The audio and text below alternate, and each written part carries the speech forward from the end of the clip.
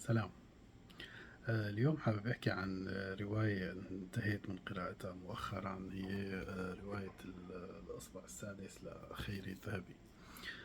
طبعا الرواية فيها سردية آه، جميلة جدا. بتتنقل بشكل آه، كتير مرن وسلس بين التاريخ وبين الخرافة وبين الحدث اللي عم يصير للشخصيات الرئيسية بهذه الرواية. طبعا رواية بخلفية مدينة دمشق وعادات أهل دمشق، بوجود فكرة المرسح الكميضة، وكيف بلش التشخيص بسوريا بعد ما كان موجود بمصر. طبعا هذا هو الخلفية لهي الرواية، ولكن الرواية تتحدث عن مجموعة من الشخصيات. ممكن تقسيمهم بخندقين. الأول هو الجهة المتدينة المتزمتة، والجهة الثانية هي الجهة التنويرية المنفتحة على الحضارات الأخرى.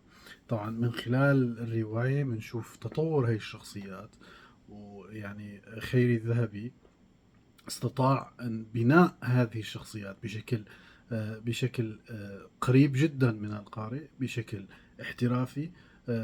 بتحس مع تسلسل الرواية، مع تسلسل الصفحات، مع الانتقال من فصل إلى فصل. بتحس إنه هاي الشخصيات عم تتطور، هاي الشخصيات عم تتغير، عم تتأثر بالحدث اللي عم يصير معها. من الشغلات اللي لفتت نظري الحقيقة في الرواية هو وجود الحدث بشكل دائم.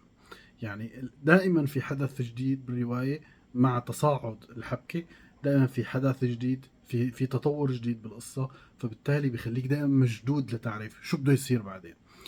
وهذا النوع من الروايات اللي انا بحبه. في طبعا في عدة انواع. في ناس بتحب الروايات الوصفية، في ناس بتحب الروايات المبنية على الحدث.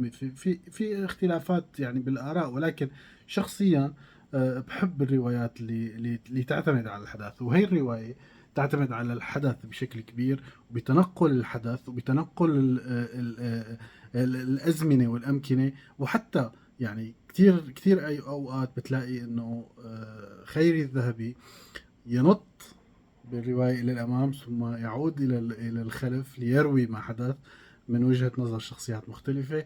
وهذا الشيء بيخليك تحس أنك أقرب للرواية وتشدك أكثر لقراءتها. هذا كل شيء. سلام.